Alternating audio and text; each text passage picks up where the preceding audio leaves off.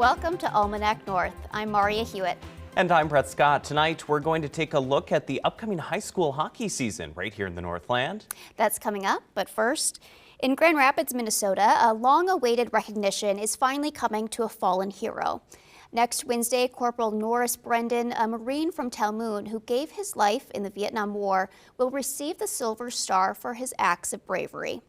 Corporal Brendan, who was killed in action in Hue City, North Vietnam in 1968, saved the lives of many fellow Marines through his courageous actions.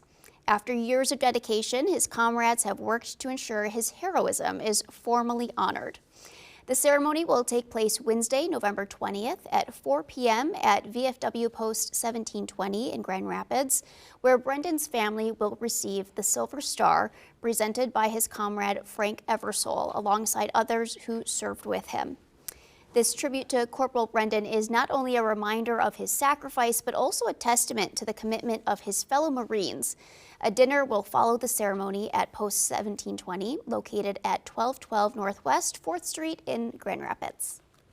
In Virginia, Minnesota, a groundbreaking project is now underway at the St. Louis County landfill, where garbage is now serving a new purpose, providing energy.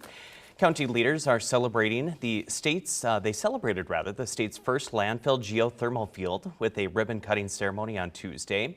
Environmental Services Director Dave Fink explained that garbage decomposes as it generates heat. This new geothermal system captures energy to heat the landfill's future leachate treatment plant, a facility essential for processing wastewater.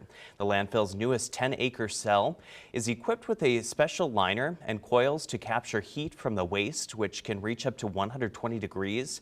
This energy will be transferred to a treatment plant about a quarter-mile away, scheduled to be operational by 2026.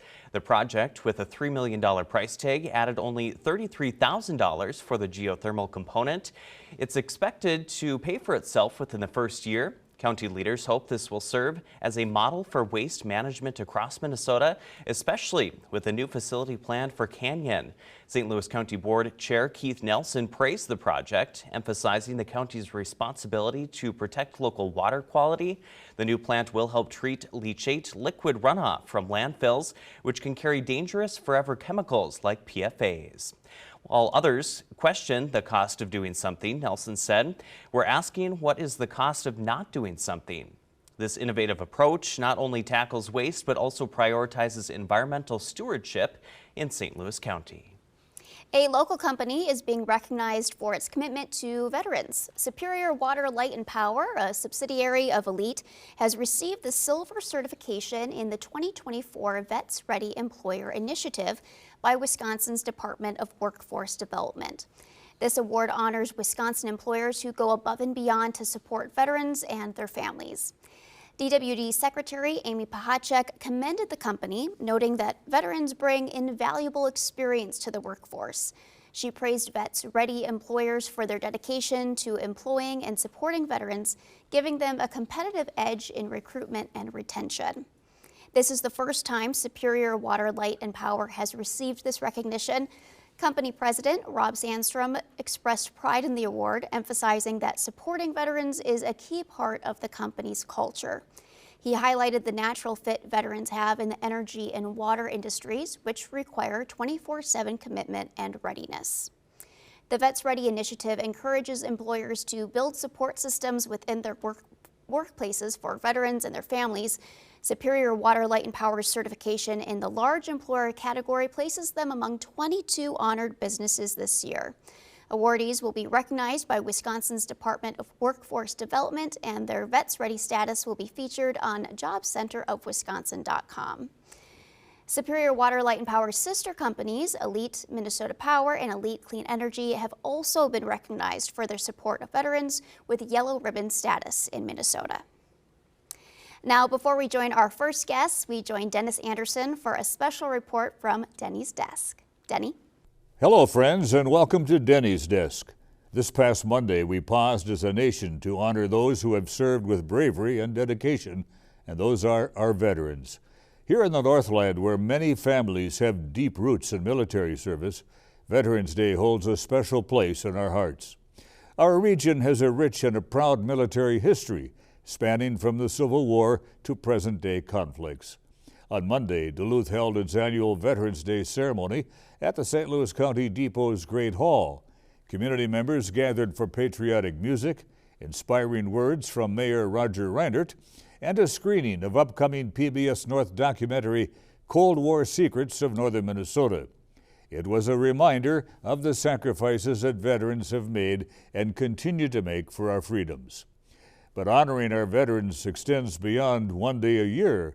Here in the Northland, we are fortunate to have organizations working year-round to support them. The Minnesota Assistance Council for Veterans is focused on ending veteran homelessness by providing housing and support services. And of course, then there's the nonprofit 23rd Veteran, helping returning service members ease back into civilian life with the focus on mental health and community building. And the Disabled American Veterans of Minnesota offers transportation and advocacy services, ensuring that disabled vets stay connected to the care they need. And so as we reflect around Veterans Day, let's keep in mind that honoring our veterans is about more than a single day. It's about an ongoing commitment to those who have served and sacrificed. Now this weekend, as you go about your plans, consider taking a moment to thank a veteran in your life or in your community. Their resilience, dedication, and service are part of what makes the Northland so special. And this has been Denny's Desk. Thank you for joining me, and back to you, Maria and Brett. Thank you, Denny. Our first guest is Nils Anderson, the owner of Duluth Gear Exchange. We join him and Brett in the conversation area. Brett? Thank you, Maria. Nils, thank you for joining us today. Nils Anderson from the Duluth Gear Exchange. We appreciate it. Happy to be here. Yes, so we're talking winter sports. We're excited for them. Let's hope we get more snow this year. No kidding. We all want that, right? Yes. Last year you said you talked countless times on TV. There was a lack of snow. This year, how are things looking for you? Yeah, still optimistic. I think, stuff's still moving even without the snow. A lot of inventory going in and out the door, and we just need that weather to switch. For folks who don't know, what is the Duluth Gear Exchange all about? What do you guys offer? Yeah, so we are an outdoor gear and clothing consignment store. So we sell used outdoor gear and clothing. And we have a wide variety of winter sports activity gear and apparel. So it's a great place to suit up the whole family. Sure. And specifically tonight we're talking a lot about hockey, but you said you're more into the silent sports, correct? Yeah, Explain what that is. Right. So we don't do quote unquote court sports activities. There's a limited amount of space in our shop. However, there are other good options in town like Play It Again Sports that does hockey skates, hockey sticks. We do a lot of apparel, a lot of clothing, and that's well suited for outdoor activities. So merino wool base layers, warm jackets, and then we do a lot of skis, snowshoes, snowboards, that type of thing.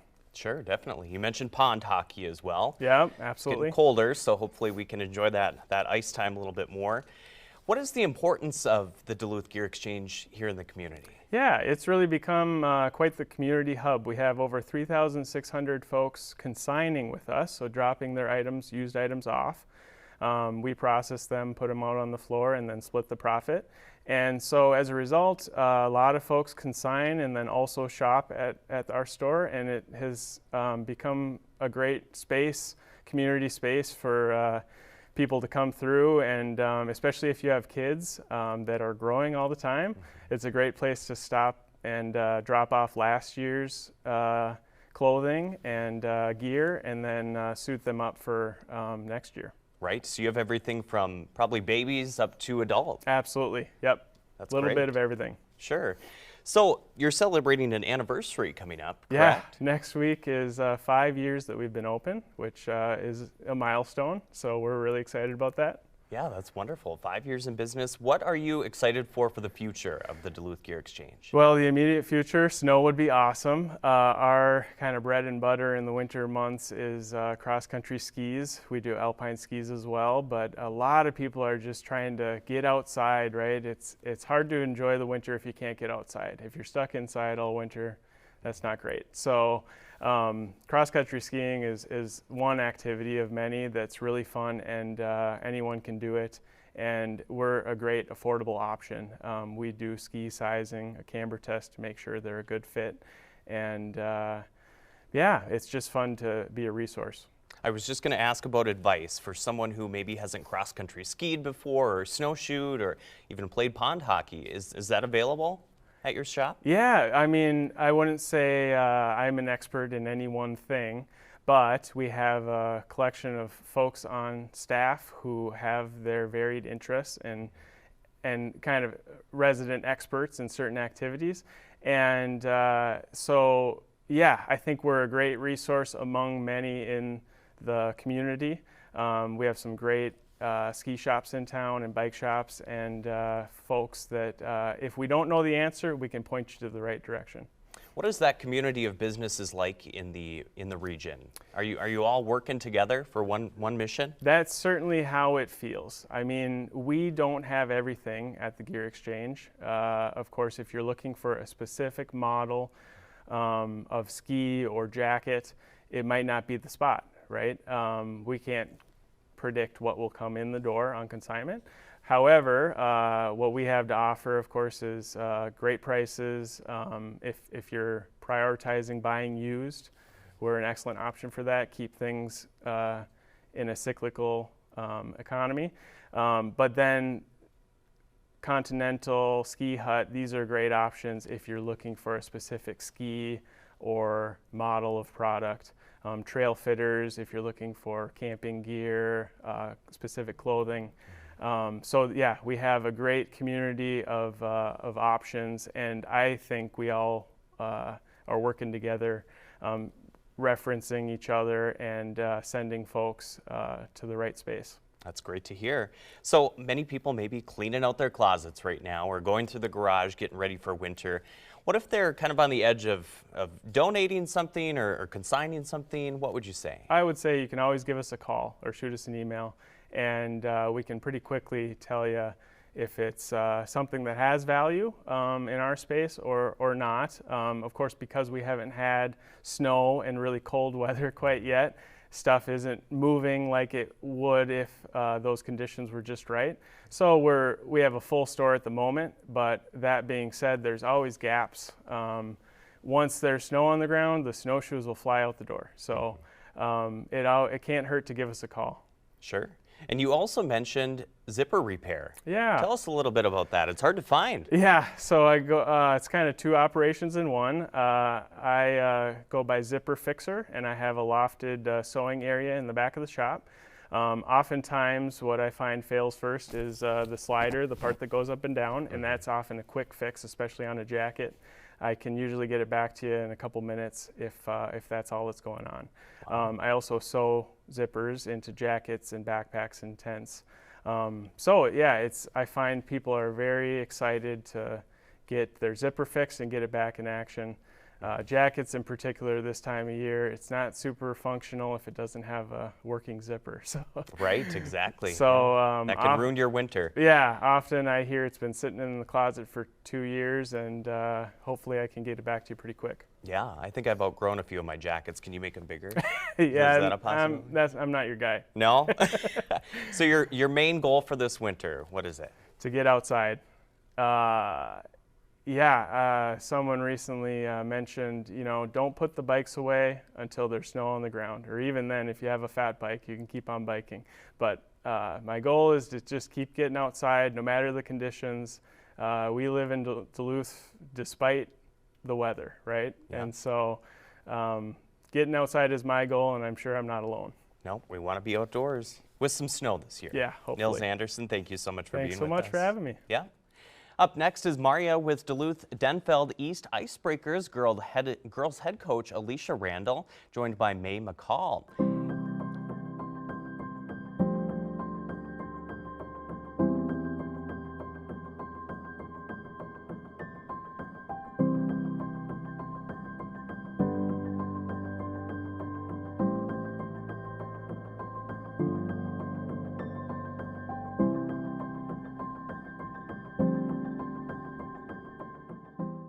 Thank you, Brett. Allie, May, thank you for joining us. Thanks for having us. Allie, maybe you could start with giving us a little background about the Duluth Girls Hockey Association. Yeah, we have a youth girls hockey program that covers 15 and under hockey all the way down to 8 and under hockey, all girls, all citywide. And then once they move to Duluth East or Denfeld for high school, most of them will head up to the Duluth Northern Stars, which is our high school program. So we have 2 teams at each level at the youth program and then a junior varsity and varsity program at the high school. So how did you get involved in hockey and ultimately coaching? Yeah, I grew up down in the Twin Cities and started playing hockey when I was around 11. Then moved up here after college, and they needed a head coach at the youth 12U level, and I took that position. And now, 5 years later, I took the high school position. So that's kind of how it translated. And we have players like May, who I've coached for about 5 years now. So. Oh yeah, so May, you play on the high school team now. Tell us a little bit about how you got involved in hockey and where you're playing now. I started playing when I was like 4, so I played boys up until I was a U12 with Allie. She was my coach for 3 years at U12, and then I started playing for high school as a freshman, and it's my 3rd year this season. So what has it been like going, starting playing with boys and going to an all-girls team and now high school? What has that transition been like? I think it was a lot different from boys and girls, but I liked girls. I think it was more fun because the team dynamic is better and everyone's like closer and all friends. Yeah. And the girls, Duluth Girls Hockey Association is celebrating 30 years this year, the Icebreakers? Yes, big anniversary. A lot of reasons to celebrate. We've come a long way since the creation of Duluth Girls Hockey. Then throughout the years, you've seen expansion into the high school realm, college realm, and now the professional women's league. So women's and girls hockey in general has grown, but then specifically here in Duluth, you've seen a lot of growth from our youth program all the way up to our collegiate levels. So. Well, and it's cool to see like the growth nationally too. Yep. For girls hockey. Were you guys watching the professional league this year? Yeah. I'd say we would put it on in the locker room at times, which was really cool to be able to have them get ready for their high school practice and then watch Team Minnesota. Yeah, super cool. How would you describe the overall chemistry? Maybe this is a good question for you. How would you describe, you mentioned the atmosphere and the team culture is really great on the team. How would you describe the team chemistry? I think everyone's always looking forward to coming to the rink, and it's a really competitive team, and everyone always wants to get better, and just really fun. Yeah. What about you, Allie? I would say from the outside of the locker room, from the coaches' room, we hear a lot of Taylor Swift and laughter and dance parties, and that's what you want to hear as a coach. And then also on the ice, we just really keep a positive mindset and a growth mentality, and it kind of comes just from the girls naturally, which is really exciting as a coach. Yeah. May, what's the go-to song before the game? Anything Taylor Swift. We always have a dance party. We turn off, if it's a home game, we turn off the lights and we have a disco ball, and everyone gets in the middle and makes a circle. Oh, that sounds awesome. What is your coaching philosophy like, Allie? You've been a coach for several years now, and you've gone from U12 up to high school. How has that kind of changed as you've changed the age that you're coaching? Yeah, that's a great question. I would say still at the root of it all is making sure that they have a love for the game and want to come to the rink and enjoy their teammates, and they feel supported and feel free to fail and try their best. But then throughout the years, definitely skill development moves pretty quickly into systems once you get to a high school level. But regardless, the positive mindset has really stuck with my coaching philosophy, making sure they know that they're cared for and supported on and off the ice as a player. And that we love them as a person too, right? There's more than just a player under the helmet. So that's my philosophy. Bae, you're a multi-sport athlete. What do you enjoy about hockey specifically? I just like coming to the rink because I think it's different than like tennis and track are my other 2 sports, and I think they're more individual, but hockey's more of a team sport. So I just like having the team dynamic of it. Mm-hmm. Yeah, how do you guys make sure that team dynamic is strong and stays cohesive through the whole season? Oh, you're asking me? Oh, can you repeat it? I thought you were answering. How do you make sure that team dynamic stays strong through the whole season? Taylor Swift obviously helps, right? I think like a lot of times we like to, after practice, do some like more games that aren't as serious. And before games, if anyone has nerves, all of our dance parties always help. And yeah. It is helpful. May is a captain along with Karis Gerard and Grayson Schipper. So we have 3 captains this year. Each of them lead in different ways. So one of them is maybe more introverted and leads quietly. May happens to be kind of the loud one that's always cracking the jokes and keeping it light. So each of the captains bring their own leadership dynamic, which this year has been really cool to see bring our new incoming players and returners as well come together. So I've been really appreciative of that and their leadership. What does the team feel like this year? Like, do you have specific goals going into this year, into the season? Yeah, do you want to speak to like our big goals at the end of the season, where we want to end up? Or? Our biggest goal is to make it to state. Yes. Yeah, the state tournament is always on every high school team's door, right? Make it down to the XL Energy Center. But at the end of the day, for us, it's giving them a positive experience and having them experience growth as a player on and off the ice and make those lifelong friendships that I look back fondly on and give them that opportunity to do so. What's the competition like for girls high school hockey? Do you have to travel pretty far to find teams? I'd say we have a really great lake conference setting. So we play teams like Moose Lake, Cloquet, the surrounding Silver Bay. But then beyond that, we have a section. We're in 7AA, and we play teams like Elk River and Andover, which are very, very strong teams in our section. So that's our biggest hurdle to get over to that state tournament that we mentioned earlier. So are those the teams to beat to make it to the state tournament and bring it home, right? Yeah. Yeah, we have a few big rivals. I'd say those are a few of them. So. Going into the season, how do you look at like choosing captains or choosing lineups and bringing the team together that way? Yeah, captains come down to a little bit of a vote, team vote, and then also coaches what our needs are for the leadership. For example, May brings a lot of energy in the locker room and on the bench and on the ice, so that was something we really wanted to keep from previous leaders that we've had.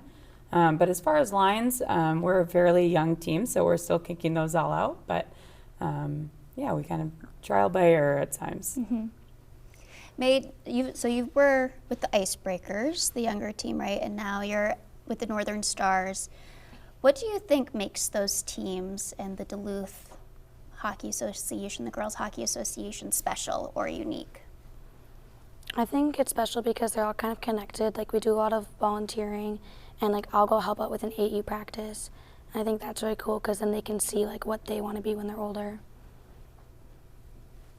And Allie, do you have some hopes for the growth of the association and girls hockey regionally and locally? Yeah, I'd say my hope, just like watching May come up from boys to girls and then stick with it through high school, that retention, so making sure that they stay in the game. But then also at our 8U level, seeing more numbers, so more girls start earlier. We see a ton of their brothers out there on the rink, so why not let them give it a try? And my hope is just to see Duluth not only dominate on the ice, but then also as female leaders in our community. So that's awesome. May, good luck this season. Good luck to you too, Coach. Yeah. And thank you for joining us. Thank you. Thank you.